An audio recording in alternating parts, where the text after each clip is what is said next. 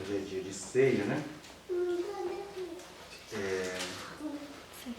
Nós vamos continuar o que a gente está vendo aqui na primeira carta de João. Nós vimos até domingo passado, nós vimos até o versículo 4, né? 1 João capítulo 1, a partir do versículo 5. Ora, a mensagem que da parte dele temos ouvido e vos anunciamos é esta: que Deus é luz, e não há nele treva nenhuma. Se dissermos que mantemos comunhão com ele e andarmos nas trevas, mentimos e não praticamos a verdade. Se, porém, andarmos na luz, como ele está na luz, mantemos comunhão uns com os outros, e o sangue de Jesus, seu Filho, nos purifica de todo pecado. Se dissermos que não temos pecado nenhum, a nós mesmos nos enganamos, e a verdade não está em nós. Se confessarmos os nossos pecados, ele é fiel e justo para nos perdoar os pecados e nos purificar de toda injustiça. Se dissermos que não temos cometido pecado, fazendo mentiroso, e a sua palavra não está em nós. Obviamente que a gente não vai pensar em todas essas coisas que ele fala nessas pequenas palavras, mas é bom a gente pensar aqui nessa frase, né? Primeiro, relembrando que nós vimos no vídeo passado, e o João começa falando, nós temos uma mensagem. Nós temos uma mensagem porque nós tivemos contato com o verbo da vida. Nós tocamos nele, nós andamos com ele, nós sabemos quem ele é por experiência física, por experiência psicológica, por experiência existencial, geográfica, né? Hoje em dia os lugares que Jesus andou, e até alguns supostos lugares, né, que eles transformaram tudo lá e falam que aquilo ali é Terra Santa, mas aquilo tudo é turismo. Mas eles andaram nos lugares verdadeiros, e até bobeira a gente ficar idolatrizando o lugar, porque Jesus passou e os lugares passaram também junto com ele, né? Como diz o filósofo lá, não se entra duas vezes no mesmo rio. Então, aquele lugar não é mais o lugar por onde Jesus passou. É no máximo uma localização geográfica, mas o que estava ali se foi com Jesus. Mas ele chega e fala, olha, a gente está anunciando, e nós estamos anunciando acerca daquele com quem a gente andou. Aí ele retoma aqui e fala, olha, então, a gente não estava falando, a gente não está anunciando, a gente não está pregando uma verdade? Pois é, e a mensagem que a gente recebeu desse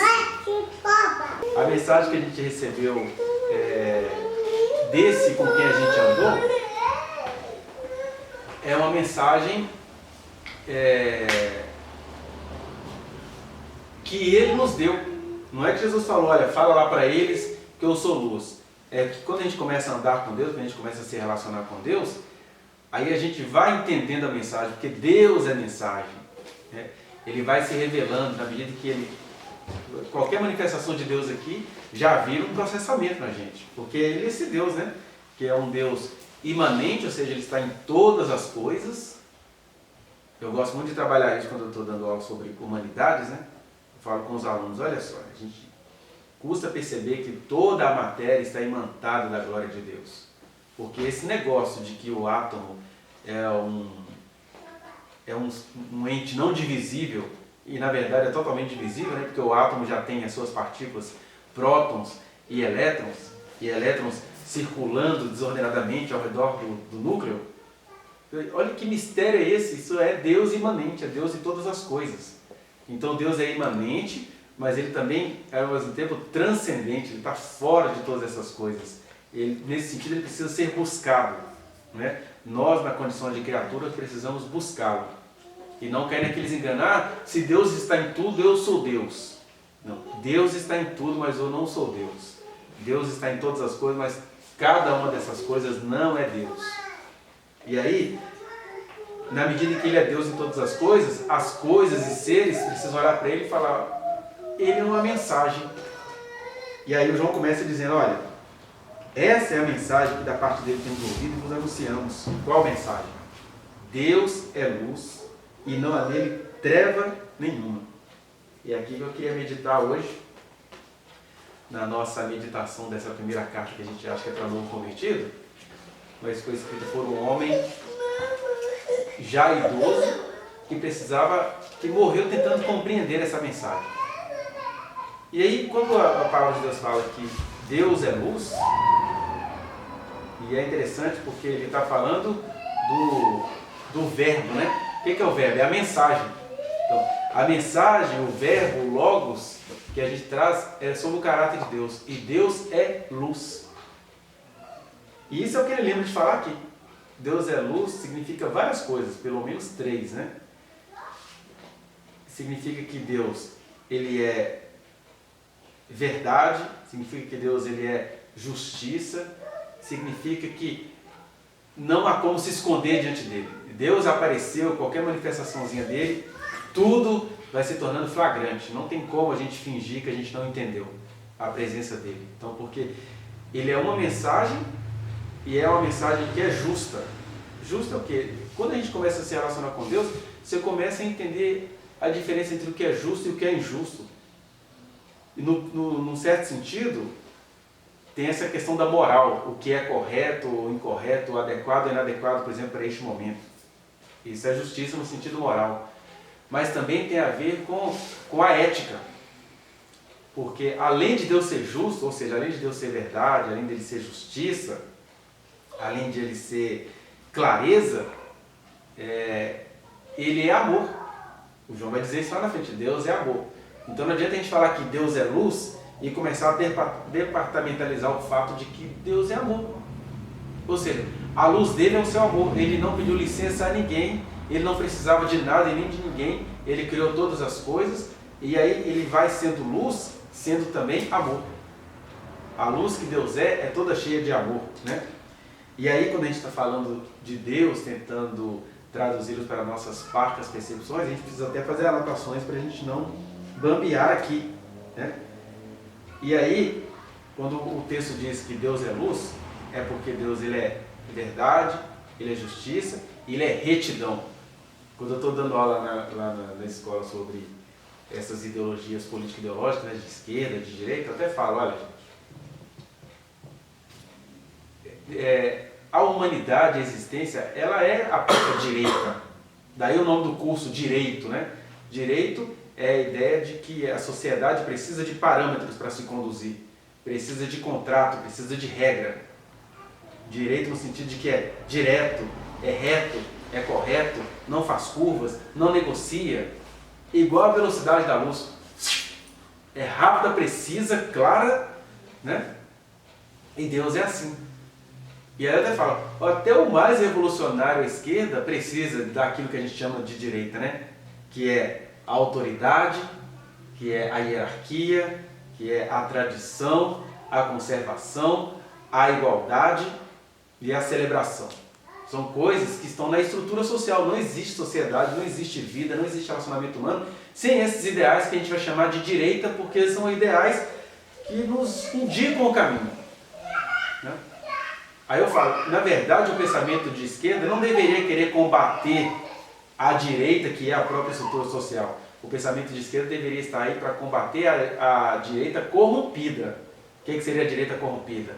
É você transformar a autoridade em autoritarismo, é você transformar a conservação em conservadorismo, né? É você transformar a tradição em tradicionalismo, é você transformar a igualdade em igualitarismo, e é aquela coisa assim, não, nós somos todos humanos, que dia da consciência negra, somos todos pessoas. Isso é igualitarismo, porque na realidade social, o Deus que é amor, ele trata cada pessoa de maneira profundamente diferente. Por isso que ele é luz, sendo amor, né? Então, o pensamento de esquerda deveria combater a direita corrompida, porque até a corrupção de uma esquerda é uma corrupção à direita, uma corrupção da estrutura, né? Você pega, por exemplo, uma esquerda quando se corrompe entra no poder, ela já é alguém autoritário, que é uma corrupção de direita, porque é a corrupção da estrutura, né?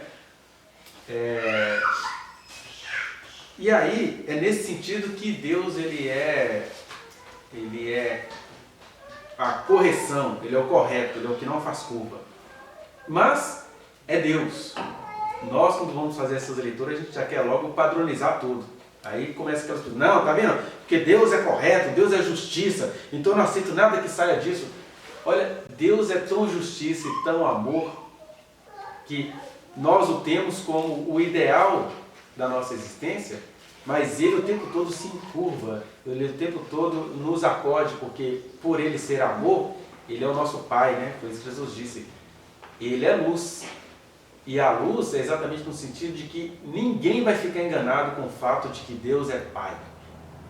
E aí que as religiões atrapalham muito nesse sentido, porque Deus é fofoqueiro, Deus é o vigia, Deus é fogo consumidor. Ele é fogo consumidor no sentido de consumir todas as nossas impurezas humanas, não no sentido de nos ridicularizar, né? De violentar os seus filhos, de acabar com os seus filhos. Ele é luz, porque mesmo nós sendo esse paradoxo, né? Nós somos seres frágeis, somos seres fracos, mas nós somos seres teimosos, valentões, igual uma criança. Não sabe de nada, mas tem certeza que a existência está sob o controle dela. Aí Deus é luz, na hora que Deus se revela, a gente também se revela. Ah não, Senhor, mas pensando bem, a gente coloca 1000 desculpas. Ah, o Senhor está me expondo. Ah, o Senhor está cobrando muito de mim. Ah, o Senhor sabe que eu não suporto. E aí Ele é luz no sentido de que Ele jamais vai nos deixar enganados acerca disso. Porque de um lado Ele conhece a nossa estrutura, a nossa fraqueza. De outro lado, quando Ele nos fala, Ele fala, você só tem uma saída. Ou se apropriar do que eu te falei, ou ir morrendo na sua mediocridade. Porque eu sou luz, não há engano. Né? E quem conhece a Deus assim, não tem saída. Na hora que você falar com Deus, Senhor, tem misericórdia de mim, porque eu sei a podridão que sou, mesmo que diante dos homens eu seja o mais puro de todos os seres. Mas eu sei que eu sou de Deus, porque Deus é luz. E quando Ele se revela a gente não fica enganado. Nem acerca do amor dEle e nem acerca da nossa tortuosidade. É por isso que na hora que o João vai falar que Ele é luz, o João começa a falar do pecado. Olha, Deus é luz. Não adianta falar que você foi salvo porque você é legalzinho. Se você não percebe que você é um pecador, você é treva. Você está mentindo. Porque Deus é tão luz que a primeira convicção que eu tenho quando eu tenho contato com Ele é que eu sou pecador. Faz igual Pedro, né? Afasta-te de mim porque sou pecador. O Senhor é digno de encostar nisso aqui. Deixa de besteira, cara. Eu sou o seu pai, eu sou o seu criador. Eu quero que você reconheça quem você é, mas isso não é para você se afastar de mim. E nem para eleger santos entre mim e você. E nem para pegar o chicote e ficar lá nos dias das penitências se ferindo. Né? Mas também não falar, eu não busco a Deus porque até hoje eu não consegui ler a Bíblia, eu não sou digno. Não. É se sentir indigno e se sentir livre para me procurar, porque eu sou luz. E aí, quando o texto está falando, né, que Deus é luz, exatamente porque, fazendo essa pobre comparação do caráter de Deus, que é amor e que é luz, Deus é luz no sentido de que faz parte da natureza dele, porque ele é o autor da natureza, então vamos colocar a natureza entre aspas, faz parte do caráter dele, faz parte do jeito de ser dele, querer se revelar. Tem jeito de uma luz não se revelar? Tem como uma luz não se revelar? Ela se revela nem que seja pelo seu oposto, por exemplo, quando tem um eclipse, aí o dia escurece, e aí quando se escurece é porque existe uma luz que a gente perdeu, né?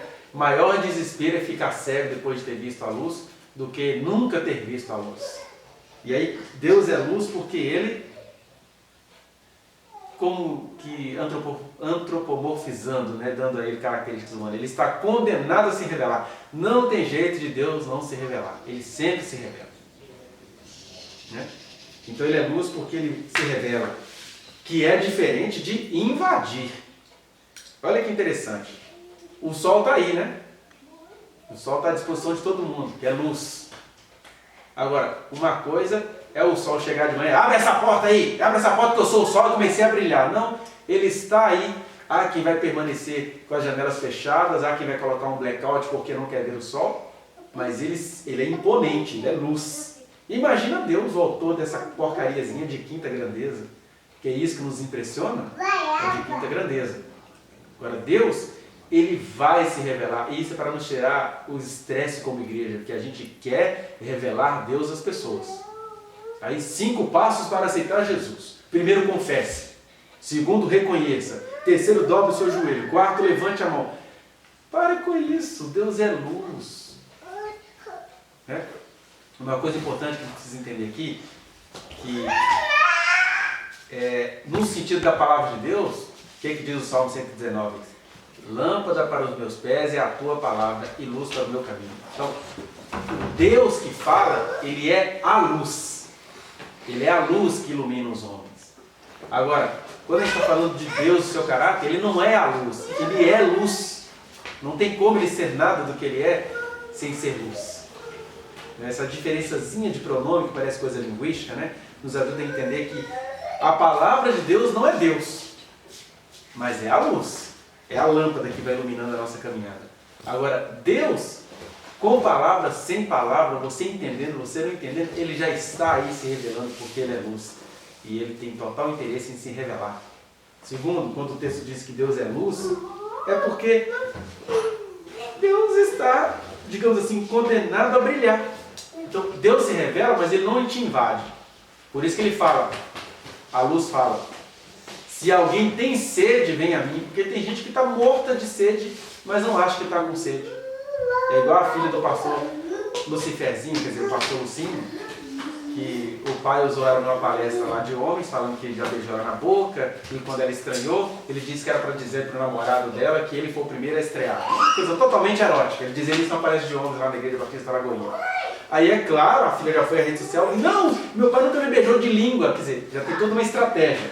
Que o pai disse que já beijou ela na boca. Mas aí, para diminuir a zerda que o pai fez, ela fala que ele nunca beijou ela de língua. Isso tudo é um conchavo religioso, que é a pessoa que é molestada, mas prefere não se perceber como tal. Né? Aí Deus não. Ele é luz, mas ele não é invasivo. Ou seja, tem gente que prefere achar que Deus é mau.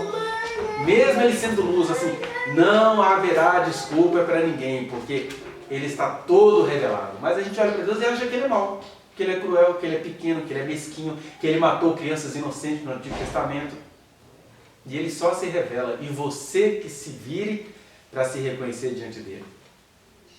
Porque quando você vai tendo comunhão com essa luz, aí você começa a entender que Deus não é mau, não. Nem é mal como os ateus querem colocar e nem é mal como a religião quer colocar. Eu já tive pessoas que passaram pelo meu consultório que têm prisão de ventre até hoje porque falavam que Deus estava em todo lugar e a pessoa não conseguia fazer suas necessidades porque Deus estava lá olhando. E aí, Deus é luz, mas Deus não é invasividade. Segundo, Deus, ele brilha, né? Mas não é estrelismo. Na qualidade de Deus, olhe para mim e se estremeça, porque eu estou aqui, eu abafo. Quem são vocês perto de mim? Isso nem é graça. Graça é Deus nos criar e ainda ficar aguentando as nossas maledicências. Quais são as maledicências? Quando você não se sente abençoado, aí você faz aquela música que eu até gosto dela do ponto de vista existencial. Até quando esperar? Até me ajoelhar esperando a ajuda do divino Deus.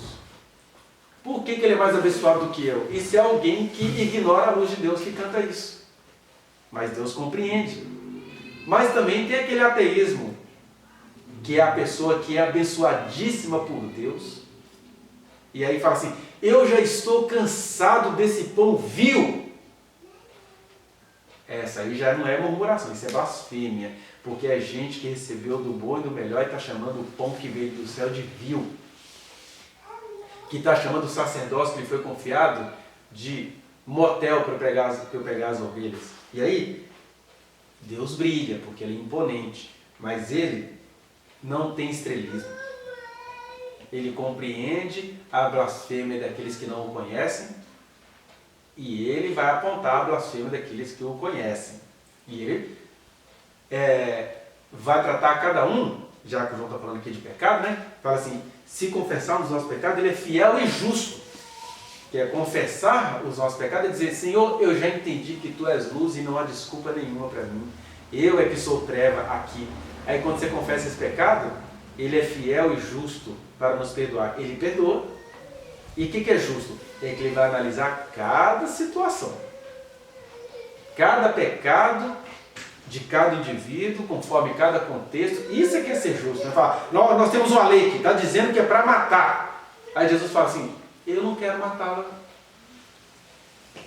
Ou chega para o Davi, Davi, você é digno de morte, mas você não vai morrer. Mas o Davi precisava entender que o que ele fez foi pecado. Aí ele viu o pau cantando. Ah, tá vendo? Deus picuinha. Que Deus picuinha? Quem precisava entender a mensagem era Davi. E quem precisa entender a mensagem somos nós. E aí cada um tem uma percepção dessa mensagem. E aí não adianta a gente ficar com inveja do jeito que Deus tratou os nossos irmãos, porque Ele é fiel. E Ele é justo. Mesmo que você o considere injusto. Mesmo que você ache que Ele tem peixinhos. Ele é Ele. Ele é luz. E aí por isso Ele brilha sem estrelismo. Ele é luz porque Ele é pureza. É pureza, no sentido de que quando eu vou andando com Deus, eu não consigo ter outra vida. Eu não peço nem para pecar mais. Mas isso não tem nada a ver com purismo. Purismo é abomino todos os que não andam retamente. Isso é purismo. Porque Deus quer pureza. Ele amou o mundo de tal maneira e Ele se deixou cuspir, escarnecer e morrer morte. A maior maldição que existia tanto em Jerusalém quanto na cultura romana era a morte no madeiro. Por isso que Ele foi morto com mais outros 499 presos que eram mortos em média por dia. Porque Ele é puro, mas não é purismo. Né? O mundo já está perdoado porque não entendeu na sua pureza. Aí o que a gente faz? Eu ando com Deus. Tem que ter peito para andar com Deus, rapaz? Já recebi esse tipo de debate, né? Que ter peito para andar com Deus? Deus é puro. E Ele é tão puro quanto uma mãe que tem que, às vezes, atolar a mão nas fezes do filho amado. É assim a pureza de Deus. Né? Porque criança é uma gracinha cheirosinha, mas aquilo fede. Aquilo que criança produz, fede. Tem mãe que até puxa o vômito. Mas como ela é pura e não purista, ela mete a mão.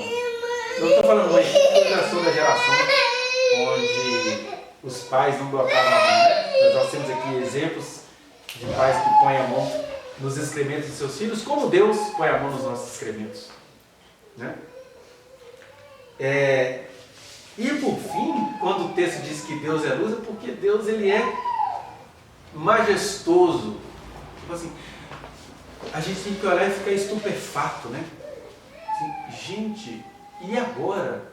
É igual quando ele se revelou lá em Israel, ele se revela e a natureza canta com ele, né? Em trovões, em fogo, em chamas.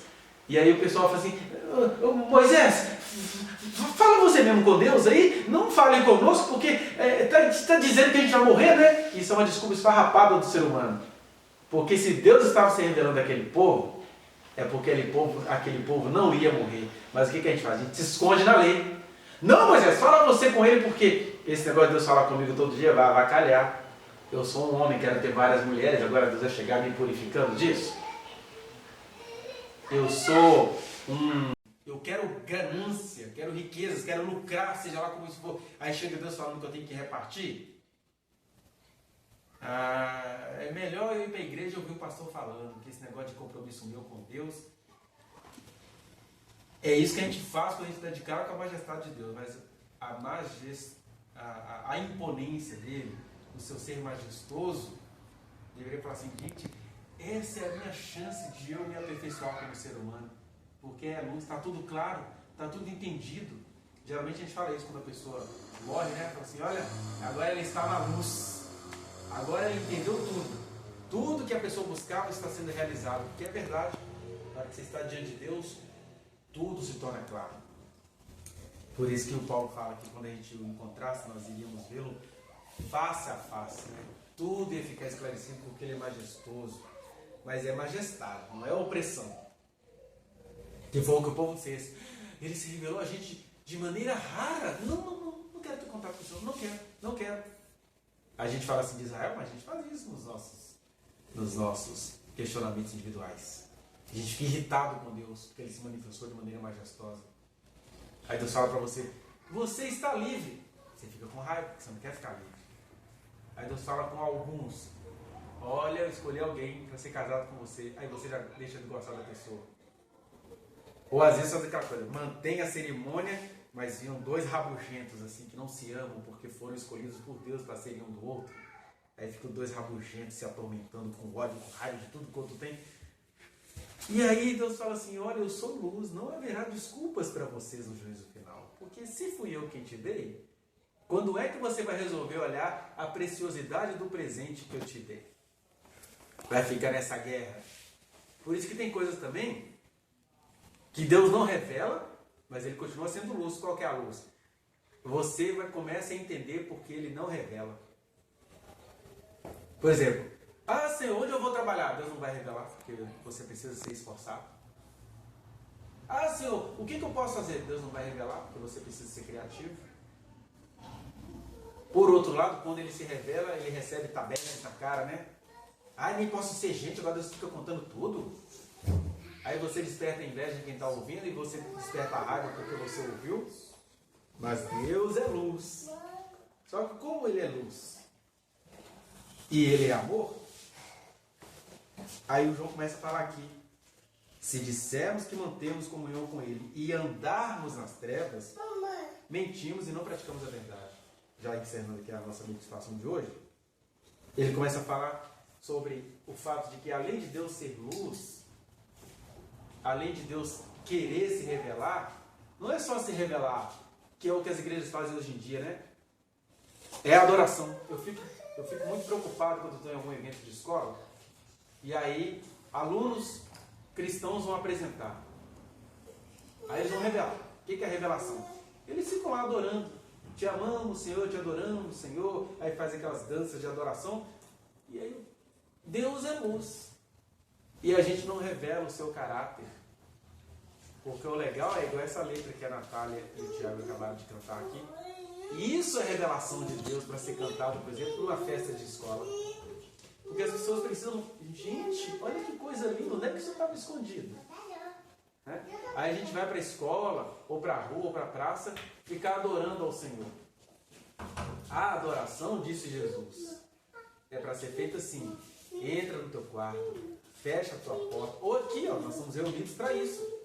Agora, eu estou num evento que não é culto. Estou numa situação que é o cotidiano. Aí eu vou começar a cantar louvores a Deus? Isso só se for em situações muito específicas, como Deus fez lá em Jericó. Falou assim, vocês vão ficar 6 dias dando uma volta ao redor da cidade, com louvores, sem arma, com vestes sacerdotais. E no 7º dia vocês vão dar 7 voltas. E aí, naquela adoração, porque aquele povo precisava ser conquistado no terror. O que esse povo está cantando? O que é isso? Porque eles faziam um movimento repetitivo lá para a divindade deles, a gente só pronto. Um Deus maior do que nós vai destruir tudo. Eles morreram e nem sentiram. Porque na hora que as muralhas ruem, eles também morrem. Agora, fora ordens específicas de Deus, eu não consigo entender por que os crentes vão para a vida do dia a dia, falar línguas estranhas, né? Se estribuchar no chão, e essas coisas todas têm o seu lugar. Inclusive, um dos lugares dessas coisas todas é aqui agora, neste nosso encontro, né? Mas aí, quando você vai num evento de escola, está lá o servo de Deus, perdão aí aos que se sentiram ofendidos, mas costumam ser os piores alunos que eu tenho, os mais alienados, os mais desonestos, os mais à direita corrompida, né, que são capazes de levantar no meio de uma aula defendendo o Luciferzinho, quer dizer, ursinho, mas não tem um compromisso com a luz que neles brilhou. E aí, o João começa a falar, olha, se você diz que anda na luz, mas está cometendo pecado, ou seja, você não é da verdade, você está andando em trevas. E a gente confunde muito, né, conveniência com verdade. A gente confunde muito, se eu gostei de ouvir, é verdade. Eu gostei de ouvir, isso é verdade. E é o contrário. Tem hora que você não gosta de ouvir, mas você tem que ouvir.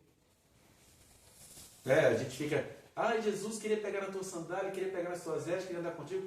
Nossa, Deus, tinha hora que aqueles apóstolos perdiam a paciência, porque Jesus era verdade e não agradabilidade. Às vezes Jesus estava sendo agradável com a multidão e ele já estava sendo cansativo para os 12. Tanto é que eles ficam enfastiados, né? Jesus subiu para o monte, demorou sei lá quanto tempo com Pedro, Tiago e João. Aí ele desce do monte e os três descem exaltados, porque não entenderam a luz. E eles descem exaltados e o João fala assim, queremos botar fogo no samaritano. E os outros que estavam impacientes, porque sabe lá que eles estavam fazendo com aqueles três lá, os especiais, eles estavam repreendendo. A gente viu um homem expulsando o demônio, expulsava em teu nome, a gente o repreendeu. Aí Jesus está assim, gente, eu sou luz. Vocês receberam uma faceta da minha luz. Ele está expulsando no meu nome? É no meu nome que ele está expulsando? Não atrapalha, não. Mas que o fulaninho cantou lá no terreiro de Umbanda. Foi no meu nome? Por que você vai fazer teologia em cima disso agora? Porque Deus é luz. E Ele recebe cultos dos mais absurdos aos nossos olhos. Porque talvez Ele esteja recebendo culto nosso. Nosso culto está muito formal, muito intelectual, muito cheio de regrinha. Aí olha só, uma frasezinha boba desse velhinho diz pra gente: Deus é luz. Deus, Ele quer se revelar. E às vezes a gente tem tantos anos de caminhada de fé e a gente não deixa Deus se revelar. Você anda com Deus, mas está ansioso com o futuro do seu filho. Você é profeta do Senhor, usado para jogar luz sobre muitas vidas, e está cego quanto à própria existência. Você é um intelectual da teologia. E aí, você está produzindo burrice no seu dia a dia. Por isso que ele fala, naquele dia, ninguém será tido por inocente. Porque se ele é luz que a gente vê de fora para dentro, ele também é luz que brilha em nós de dentro para fora, porque o seu Espírito habita em nós. Né? E aí, gente, Deus é luz porque Deus é amor. E reconhecer essa revelação significa também a gente andar nele, porque o João vai falar aqui, né? Se dissermos que mantemos comunhão com Ele e andarmos nas trevas, mentimos e não praticamos a verdade. São as pessoas que mais me espantam, né? É gente de oração, mas que está cheio de conchavo.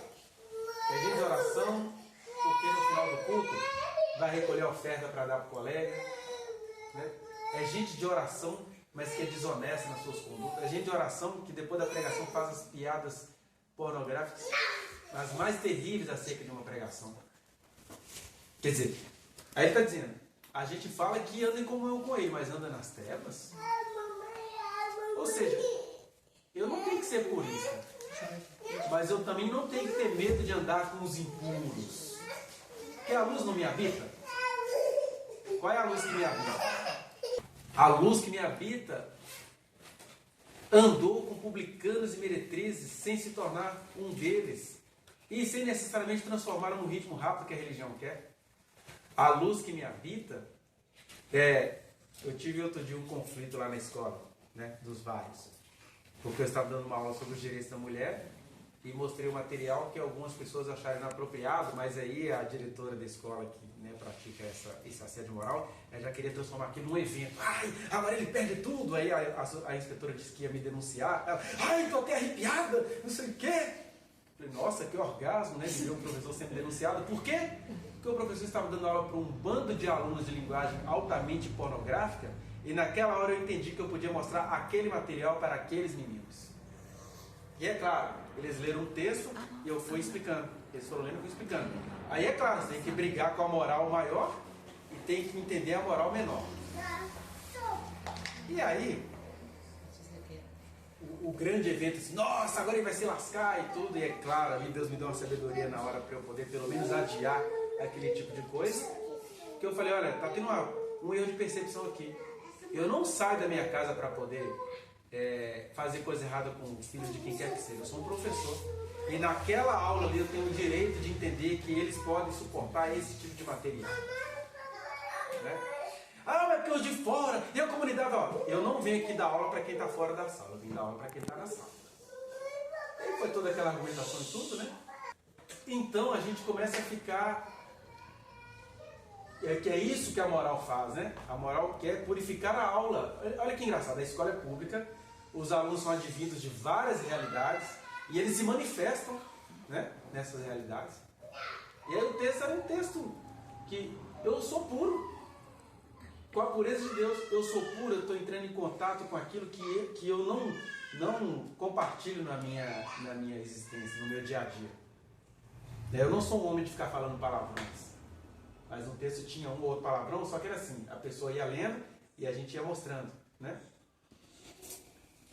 E aí Jesus, ele era assim.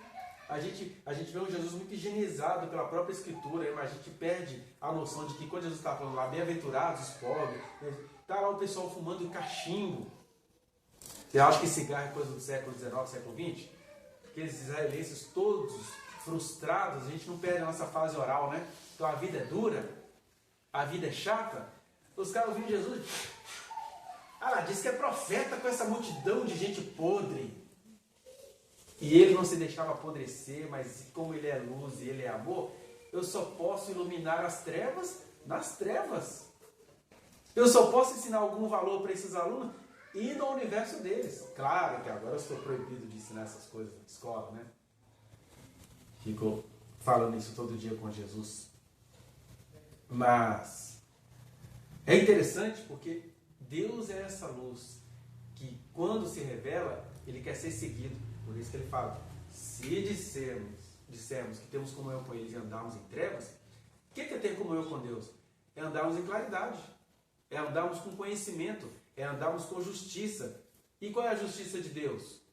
O fim da lei é Cristo. Cristo é o fim da lei. Cristo é a justiça de todo o que crê. Cristo é tão justo que ele entende a nossa necessidade, ele vem andar conosco. Que justiça escandalosa! Mas foi essa é a revelação.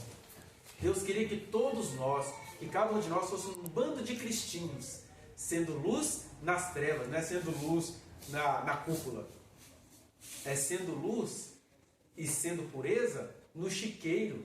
Porque se a luz te habita, o que vai te contaminar? E por que você está no chiqueiro? Porque tem gente de Deus ali. Então, se dissermos que temos comunhão com Ele e andarmos nas trevas, qual que é as trevas? Elas descem. Eu tenho comunhão com Deus, eu não quero pobre na minha casa. A gente escuta isso, né? Isso faz parte do ser humano. Eu ando em comunhão com Ele, mas evangelizar na favela. Eu ando em comunhão com Ele, mas aquele pessoal que vem aqui em casa é muito feio, é chulé. Pois é, purinho iluminado. Tá vendo que isso aqui não é texto para novo convertido? Isso é texto para crente velho. Tão velho quanto o João que escreveu. Porque está tão crente, está tão velho, está tão processado que não suporta ser Deus no mundo cheio de amor e de vida. Porque você foi envolver com isso aí, fez besteira. Verdade, Jesus nos avisou que quem trabalha ia sujar o pé. Agora, quem recebeu a luz não vive na prática do pecado. E essa é a diferença entre quem recebeu a luz e quem vive na prática do pecado. E quem recebeu a luz pode tomar umas rasteiras da vida, e Jesus falou, pega a toalhinha e limpa o pé do seu irmãozinho, que ele sujou porque ele é uma pessoa séria, escorregou na casca de banana. Agora o outro, mas faz igual lá na igreja onde você congregou em 2001, nunca mais vou esquecer disso. Tinha um grupo de louvor famosíssimo no Brasil, hoje agora só vive das recordações. Aí uma parte desse grupo de louvor esteve na igreja que eu congregava em 2001. E aí, estava lá, né, preciso de ti, 30 vezes, 300 vezes, a igreja toda chorando no chão. E aí uma pessoa que estava lá perto assim, ô Leleco, eu quero isso tudo aqui. Mas, porque Deus está mostrando outra coisa, Deus está mostrando uma ira dele contra esse lugar. Eu falei, mas você não acha que Deus não está irado disso aqui não? Porque a aparência era de luz e de devoção. Mas, a verdade era que, enquanto aquelas pessoas estavam todas chorando ali, e era um choro orgásmico, não era um choro de presença de Deus, né? Eu até aprendi a relevar isso mais depois que eu ouvi uma entrevista daquele pastor lá da Igreja Batista de Contagem. Pastor Cirilo? Isso, do Antônio Cirilo, dizendo, a presença de Deus é isso, né? Vem como uma tempestade que traz lata, lixo, vai tudo junto, mas é a presença de Deus. Está cheio de lixão. Mas, a gente, naquele momento ali que aquela jovem estava tendo a revelação, falei, Deus está te contando que ele não gosta de nada disso aqui, e o tempo vai te mostrar isso. Será que eu estou blasfemando contra o Espírito Santo? Porque eu quero entrar nisso, mas eu estou vendo uma visão de fogo, é um fogo de ira.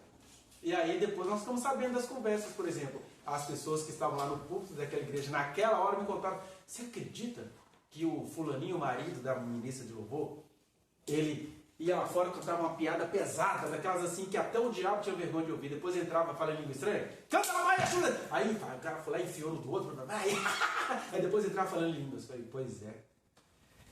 Diz que tem comunhão com Deus, mas anda em trevas. Porque se eu receber a luz, a gente precisa entender que essa luz ela quer um resultado. É aquilo que Karl Marx chamaria de praxis, né? O que é praxis? É você ir produzindo teoria enquanto você pratica. E é você praticando enquanto você produz teoria. O Evangelho é exatamente essa praxis. Eu ando com Deus. Enquanto eu estou andando com Deus, eu estou me purificando. E enquanto eu estou agindo, eu também estou me purificando. Ou seja, Deus é luz e nenhum de nós vai ter desculpa nenhuma diante dele. E aí, no domingo passado a gente estava pensando, né, que Deus, Ele é o Verbo eterno que se revelou a nós.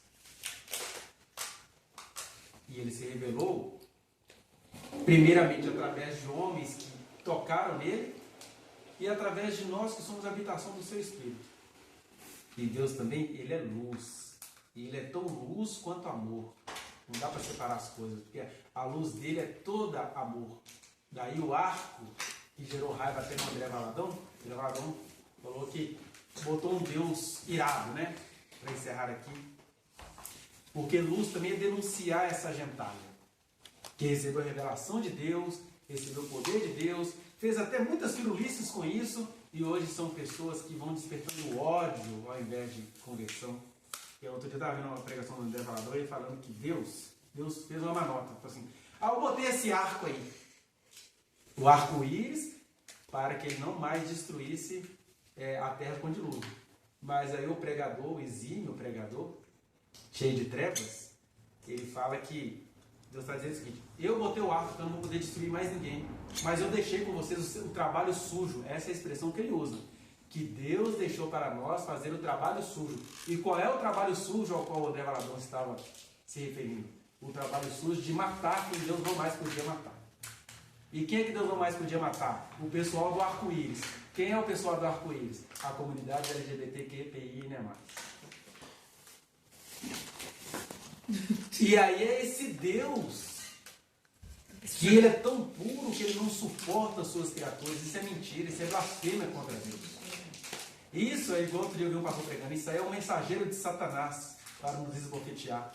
Porque a luz que com a qual Deus me iluminou, me faz, não é ir para o movimento gay, mas é falar, todos são feitura dele, todos são criaturas dele, todos têm uma história específica que eu preciso admirar. E eu não estou aqui fazendo evangelismo gay. Quem segue minhas redes viu que eu já fiz uma postagem ali sobre uma crítica que as mulheres andam fazendo sobre essas questões, que eu acho maravilhosa. Assim, pense o que quiser sobre todas as coisas, mas o nosso foco é um. As pessoas são tratadas conforme o sexo com o qual elas nasceram. E isso não é banir ninguém de identidade de gênero nenhuma. É apenas fazer uma reflexão filosófica acerca disso. Mas aí vem o pastor e fala que Deus criou o arco-íris e deixou para nós o trabalho sujo. É um Deus muito safado, né? Deus criou todas as coisas e deixou para você, Gisele, o trabalho sujo. Qual que é o trabalho sujo? Vai matar. Porque eu sou santo e não posso matar, mas você pode. E você fica assim, esse cara pensa isso de Deus mesmo? Que blasfema contra o Espírito Santo. Eu costumo brincar que se Deus quiser pensar só um pouquinho, isso é blasfêmia contra o Espírito Santo. Porque o que Deus abomina é o pregador que coloca uns contra os outros, que é o que ele faz. Ele coloca os heterossexuais tarados que beijam a filha, que falam que, ai, se eu te pego com a própria filha, que falam que ele estreou a boca dela. Coloca esse cara como o santarrão contra os outros que nem sabem por que tem uma identidade de gênero ou uma afetiva. E aí fica essa briga. E quem é que fez isso? Um pregador. E aí lá em Provérbios fala, 6 coisas Deus odeia. E a sétima, ele abomina. A sétima coisa é aquele pregador que promove contenda entre os irmãos. Agora, eu é que vou ser visto como esse, né? Eu estou aqui apontando quem faz isso. Agora, quem está botando contenda, que fica lá dos Estados Unidos mandando mensagens perversas contra o Brasil, é esse que disse que Deus agora não pode fazer nada, Deus agora se limitou porque ele criou o arco, mas ele confiou a vocês o trabalho sujo. Que mensagem desgraçada. E aí o João está dizendo, Andrezinho, você fala que tem comunhão com Deus e está pregando esse tipo de coisa, você está em trevas. A aplicação dessa mensagem, desse pregador pobre, mas para dizer que Deus é luz. E Deus é luz, que eu falei que se ele quiser pensar um pouquinho, o que o André Valadão está fazendo, ele é blasfêmia contra o Espírito Santo, mas ele é tão luz que ele consegue perdoar o André Valadão. Talvez a gente não consiga, mas ele consegue. E o meu compromisso tem que ser com ele, com a verdade dele, e que até para a gente apontar o que esses caras estão fazendo, né, que é uma dupla, né? É André Valadão lá e Luciferzinho, Lucinho cá. E fica nessa coisa, nesse estrelismo de abominações que eles acham que é santidade, que é luz. Né? Ainda tem um outro pastor aí que disse que a criança molestada, ela tem culpa disso, né? É um pastor de uma igreja lá em Goiás, que é Tabernáculo da Fé. Que fé que fede. A criança é vítima, mas ela é culpada. Porque ele está contando que certamente não andou pegando alguma criança aí, foi o diabo que botou a criança no caminho dele, né? Então se o diabo botou uma criança, então a criança é culpada. Esse é o nível de trevas que parecem luz. E aí Jesus disse, se os teus olhos ou a tua percepção forem bons, todo o teu corpo será luminoso. Mas se os teus olhos forem maus, o que são olhos maus? De achar que uma criança, ainda que endemoniada, terá culpa sobre o assédio que ela sofreu, de achar que Deus nos legou um trabalho sujo de matar pessoas que não estão de acordo com a sua sexualidade, de achar que um pastor que conta, um fanfarrão contando para os homens que ele pega a filha dele, que eu acho até que ele não faz isso não, duvido muito que o Lucinho faça isso com a filha dele. O que ele fez ali é o que a gente chama de ato falho, né? Ele estava diante de uma plateia de machos, querendo abafar, até reclamando de, a geração do mimimi, então já que é a geração do mimimi eu vou falar, eu já dei beijo na boca da minha filha. É a reclamação do mimimi. Mas quando ele vai reclamar contra o mimimi, ele está revelando quem ele é. Porque nem para reclamar de mimimi, eu sou um pai falho. Minhas filhas não me acham o melhor pai do mundo. Mas eu ainda prefiro isso, desse olhar das minhas filhas, do que eu ter que dizer para uma plateia que eu já andei beijando minha filha na boca. E que quando ela achou ruim, eu ainda expliquei o porquê. Eu queria ser um estranhante. Eu sempre estranhei pais que ficam com raiva de filha, que quando começam a ter a sua vida sexual, eles ficam 2 anos e meio sem falar com elas. Esse pai sente o que por essa filha? Não. É o pai conservador, né? O que ele sentia na filha? Nada. Então, por trás do conservadorismo existem essas trevas. E a gente não precisa ir lá em Lagoinha combater, não. A gente só precisa jogar luz, palavra, mensagem e finalizar com isso. É jogar luz, mas é ter prática. Se eles estão jogando trevas sobre essas pessoas todas que parecem luz, a gente precisa jogar a luz que a gente recebeu, com a cristalinidade com a qual Deus nos confiou. Amém? Deus é luz. E aí, gente, vamos aproveitar a nossa luz para a gente rememorar rapidamente aqui a propósito de que Deus é luz. Aí a gente precisa jogar a luz, por exemplo, nessa nossa prática tão simples, tão pequena, que ela é vista de maneira extremada, né? Tem um extremo que fala assim, isso é comer pão, igual a igreja de Corinto fazia. E tem outro extremo que fala assim, meu Deus, eu não posso tocar nesse objeto sagrado. Olha, o sagrado aqui não é o pão e nem o cálice. Jesus nunca consagrou nada. É bom a gente lembrar disso. Jesus, quando estava lá no cenáculo antes de morrer, ele fala, agora vamos consagrar o pão que vai virar corpo meu. Ele só agradeceu. Tendo dado graças, o partiu e disse. Ele agradeceu porque, gente, comer nesse mundo caído, nesses alimentos ultraprocessados, porque tanto o pão quanto o líquido aqui é ultraprocessado. Comer com ações de graça é livramento. Mas o pão não virou corpo de Cristo e o ultraprocessado não virou sangue de Cristo. Então, o que a gente pode fazer com a existência que nos sobra? Agradecer. Porque recebido com ações de graça, nada é recusável. E aí sim, no ato de comermos, que significa que ele foi esmagado pelos nossos pecados, aí é um ato de devoção a ele. E no ato de bebermos, que foi o sangue dele vertido até se tornar em água, né? É a gente rememorar que Deus Santo, luz, amou o mundo de tal maneira que veio aqui, desse onde a gente está, porque Ele nos amou. Ele não criou o arco-íris e deixou o trabalho sujo conosco. Ele criou o arco-íris e falou: sejam diversos, sejam amáveis, sejam criativos. Eu nem preciso me lembrar de nada, isso é só para vocês lembrarem que eu não esqueci de vocês. Não é para ninguém fazer trabalho sujo, porque não há trabalho sujo a fazer, só há trabalho limpo. O trabalho sujo que Deus tem a fazer é o se sujar, apesar dos nossos pecados, é nos limpar de toda injustiça. Né? Então, pensando nisso, vamos agradecer e vamos cear com essa reverência aí. Ai, posso cear? Não posso? E isto é o meu corpo que é dado por vós, disse Jesus. Puxa, se você está aqui nesse momento em comunhão com Jesus, e se todos nós temos consciência de tudo que a gente deve a Deus, mas temos consciência de que estamos no corpo, o que é que diz o texto? Examine-se, pois, a pessoa a si mesma. E assim coma. Não fala, e assim retire-se. Examine-se, coma. É claro, como Deus é o Deus de todos, mas Ele continua sendo o Deus de cada um, aquela pessoa que Deus não quer que participe, Ele vai falar: você não. Você está envolvido numa treta aí que você não está pensando em parar com ela. Agora aqui é o culto dos pecadores, dos arrependidos, dos que sabem que devem diante de Deus. Então, com toda a paz, comamos e bebamos, mas antes agradeçamos. Senhor, a gente estava aqui, Serana estava lembrando desse paradoxo, né, do amor de Deus. A gente está falando da luz e agora falando do sacrifício, que as pessoas ficam assim: como é que esses caras podem falar que tua cruz mostra a tua graça, falar do amor do Pai? Que Deus é esse que entrega um filho para ser massacrado? Mas esse é que é o paradoxo do amor de Deus.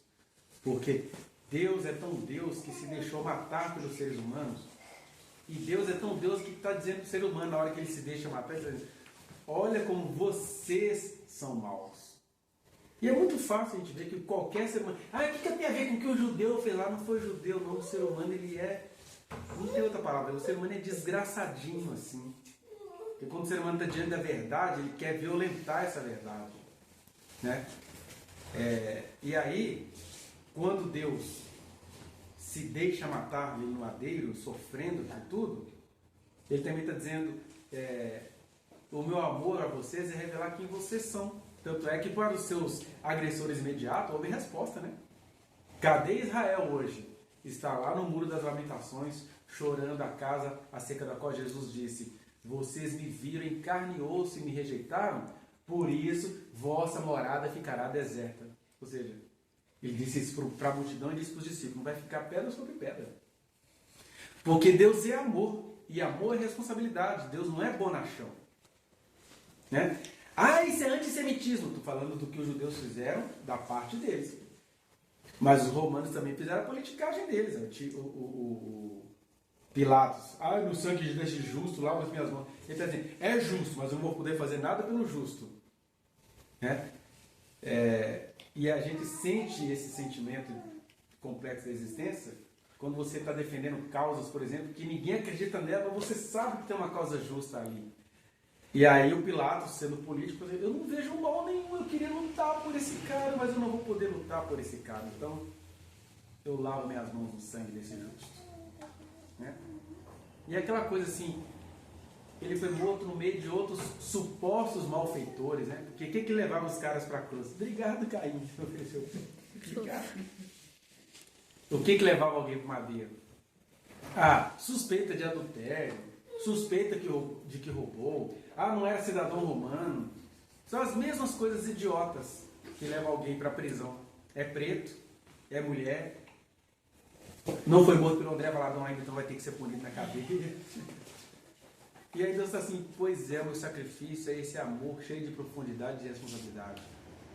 Por isso que a prática da gente ter esse pequeno rito da ceia, para lembrar disso, que assim como a gente esmagou esse pão e engoliu, né, bebeu esse cálice, é o que a gente faz com Deus. E, paradoxalmente, a gente vai ser responsável por aquilo que a gente come, e ao mesmo tempo a gente precisa comer aquilo que a gente come. Ele falou isso também na hora de ser purificado. Senhor, eu não sou digno que o Senhor lave os meus pés. Aí Jesus falou, olha, se você não deixar eu lavar o seu pé, você não tem parte comigo. Ah, então lava tudo, Jesus. Os exageros humanos dizem, não, eu só preciso lavar o seu pé e você só precisa sinalizar na sua existência que você reconhece o meu amor por você, comendo do pão e bebendo do cálice. E que a salvação, ela é responsabilidade. Não é para ninguém ficar com medo, é para a gente se sentir responsáveis e amparados. É paradoxo. Que a gente acha assim, se eu sou amparado, eu vou fazer tudo o que eu quiser. Não, eu sou amparado porque eu sou responsável. Eu sou responsável porque sou amparado. Mastigar esse pão deveria nos trazer esse senso de responsabilidade. Gente, eu fui crucificado com Ele. Então eu tenho a mesma missão que Ele me legou, que Ele fez e Ele me confiou. E assim, agradecemos então por esse pequeno memorial.